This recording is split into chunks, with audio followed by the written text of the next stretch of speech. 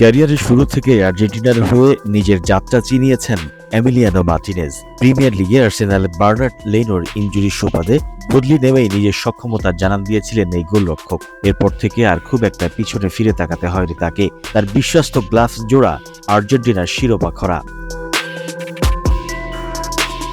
Spot কিকে আর মানসিকতার দিক থেকে অনন্য উচ্চতায় চলে যাওয়া এমি অবশ্য বিতর্কিত কম নন। বিশ্বকাপ জয়ের পর অশালীন ভঙ্গিতে ধরে রেখেছিলেন সেরা গোলরক্ষকের গোল্ডেন গ্লাভস ট্রফি। এরপর থেকে বেশ কয়েকবার একই ভঙ্গিমায় ট্রফি নিয়ে উদযাপন করতে দেখা যায় বিশ্বকাপ জয়ী এই গোলরক্ষককে।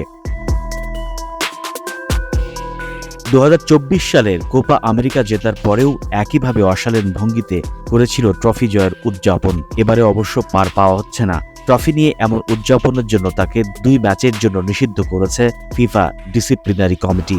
অক্টোবরে বিশ্বকাপের বাছাই পর্বের ম্যাচটাই মিস করবেন তিনি। সেপ্টেম্বর মাসে চিলির বিপক্ষে ঘরের মাঠে 3-0 গোলে জয় পেয়েছিল আর্জেন্টিনা। এরপরেই দেশের মাঠে প্রথমবারের মতো 2024 সালে জেতা কোপা আমেরিকা ট্রফি নিয়ে উদযাপন করার সুযোগ পায় আলবিসেলেস্তেরা। তখনই ট্রফি হাতে অশালীন উদযাপন করেন এমি মার্টিনেজ।